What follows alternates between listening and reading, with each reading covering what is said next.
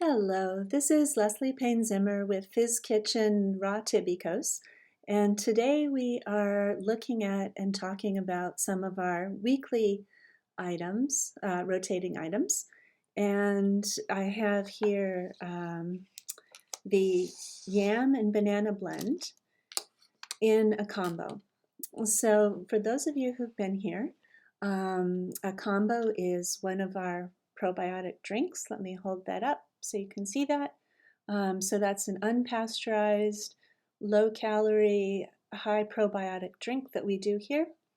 You get that in a combo with our famous corn fritter. Let me just pull this out so you can see it. And this is a vegan corn fritter. It's corn and flaxseed and olive oil. And then the star for today is the Yam and Banana Blend soup. It's one of our blend soups, which means that it's good either hot or cold. There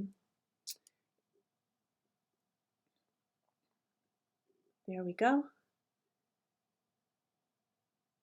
And this one I've elected to have hot because today is the first day of snow here in Ontario. And so we've got many more snowy days to come. At Raw Tibicos Fizz Kitchen, we have 5 soups, 5 Saracen or grain bowls, and 5 vegetable blends that appear on you guessed it, a 5-week rotation. This allows us to have a wider variety of food, and it seems to work well for our customers as they will plan for their favorite ones and come in on those weeks. Let's walk down this side path and talk a little bit about some of the backstory for our soup this week. There is a little story I can tell about not just this soup, but many of the things that we do here.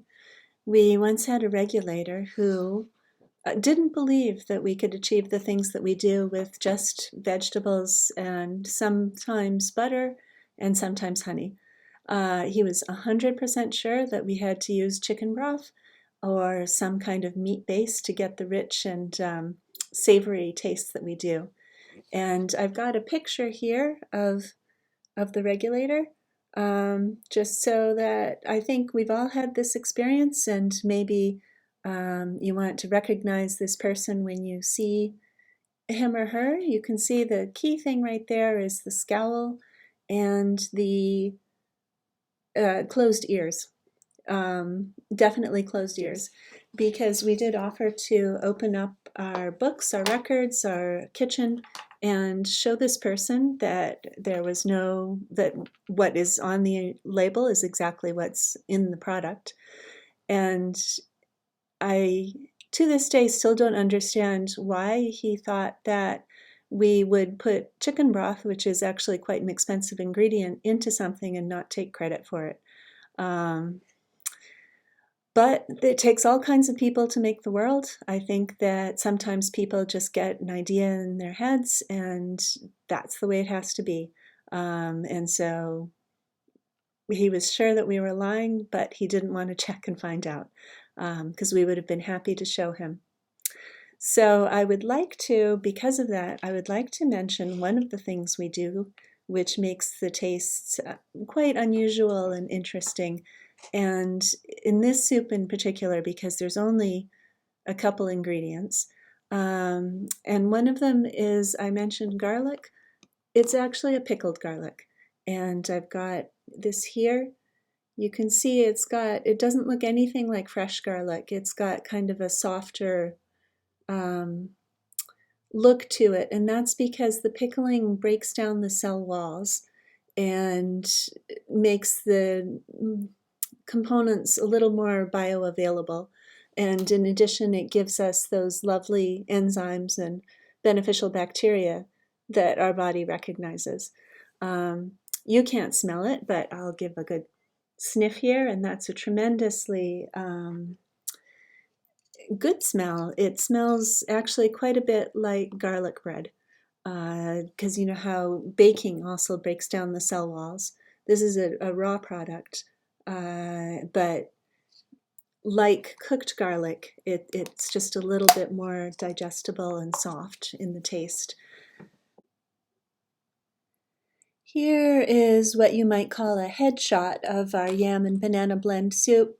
As you can see, it's pureed quite well, which means that when I'm running late, I can put it in a mug and take it with me and literally have lunch on the go. This yam and banana blend soup has a lot of good memories for me. It was inspired by a soup that I had in Paris at an African restaurant, which was also a yam-based soup. This one's a little different, of course. It has our zesty garlic, which is a fermented garlic, as a flavor, and it has bananas, which is quite a departure for us here at Raw Tibicos Fizz Kitchen.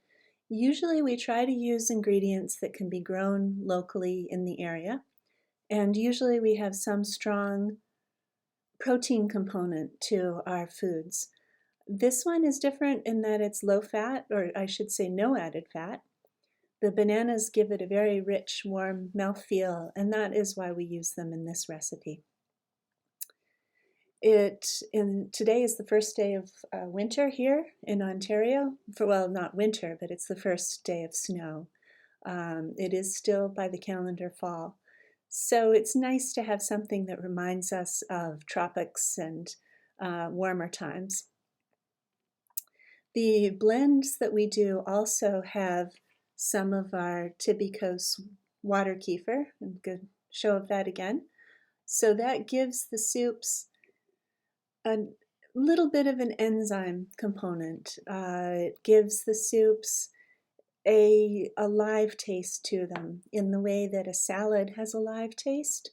Even though the food is cooked, the addition of a little bit of the unpasteurized water kefir gives it a very rich mouthfeel and a very live taste. It's the same as if you, in some soups, when you put in a splash of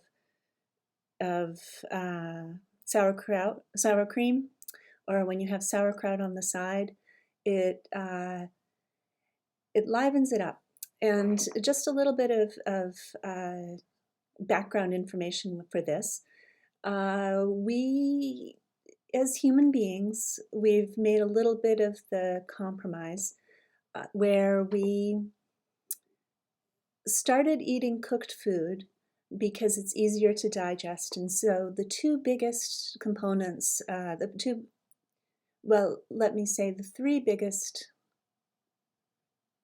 uses of our energy are digestion, keeping warm, and our brains. And so as human beings, we've made a little bit of a compromise with the cooked food. It's easier to digest, and that gives us a little more energy for our brains. Especially if, like me, you live in a colder area where there is snow, that cooked food can be a real lifesaver. However, as health nuts know, there are a lot of benefits to raw food. And so a lot of what we do here at Raw Tibicos Fizz Kitchen is we try to add back those health benefits of raw foods by using the unpasteurized drink and either having it on the side as in a combo. I'll try and show this again. Or in the case of our blends, adding it right in. The other interesting component, nutritionally speaking, about this this yam and banana blend is that it is, I've noticed for myself that there's a difference for my body between green starches and other starches. And many nutritionists just lump starches together, or if they do, they'll make a difference between something like white flour and something like whole grains. And I certainly notice myself when I eat a difference between white flour and whole grains. I'm not in any way disputing that. But I also notice for myself that when I eat starches that come from plants that need less processing, such as potatoes or yams or squashes, it gives me a more sustained, more long-term energy, and I am hungry less, and it just seems to feel much better, even though I adore grains and I would never want to give them up. But those root starchy vegetables and the squashes do seem to really add something that seems to be very necessary. And I've noticed in giving these foods to other people that they seem to have a very similar reaction to. So I hope if you try our foods, or if you have other experiences with the difference between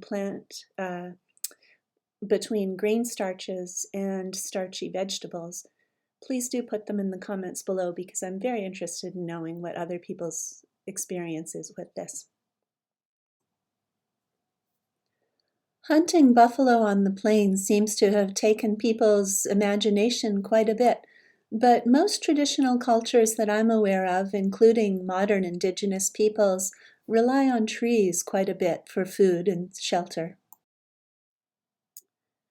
I will mention that with respect to the vegetable starch versus grain starch, I think that there is a little bit of evidence for what I've noticed, which is those of you who have spent quite a bit of time outside or are gardeners, will notice that there's not a lot of grains that happen in nature. There's It's hard to get to them because the birds like them. I have horses. My horses are certainly there right away to eat them. Deer, buffalo, bison, all kinds of land grazing animals would be there first. Whereas the starchy vegetables, you have to have a little bit of knowledge. You have to dig them out. They will, I know in the past there was a great reliance on them because when raiding parties came through, the starchy vegetables were underground. And so the armies that came through couldn't find them, couldn't take them. If anybody has ever grown something like eggplant or squash, these are amazingly prolific. And you can say, well, these have been cultivated and so they're more prolific than they might have been, but the same is true for grains. So in terms of the effort that one puts into growing these things and the calories that one gets out, the effort that one puts into processing grains versus processing squash or potatoes, I know if I were living in a pre-industrial society, I'd be eating a lot more of the potatoes and squashes. And when you look at historical recipes, I think that many other people made that decision too. So setting aside all of that, I hope that you will be able to taste this soup for yourself, but it has a lovely balance. Let me just take a bite here. It has a lovely balance. The potatoes, the sweet potatoes, are just kind of the baseline. The water kefir Tibicos drink gives it the high notes. The garlic is, I won't say it's the melody, but it really comes um,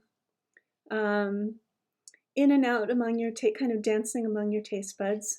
And then the banana, it's not strong enough to be the melody, but it's definitely a supporting character. So I hope you'll come in and enjoy this or any of our other products. We are located in St. Catharines, Ontario at 25 Kiefer Road, and we deliver to the Niagara region. And please also, if you eat at a cafeteria or some food service like that, we also sell wholesale to to those kinds of companies, and we can ship all kinds of places. So signing off, I'll see you again in future episodes dealing with other aspects of food science and what we're offering here, and wishing you all the best in everything you do. From us to you.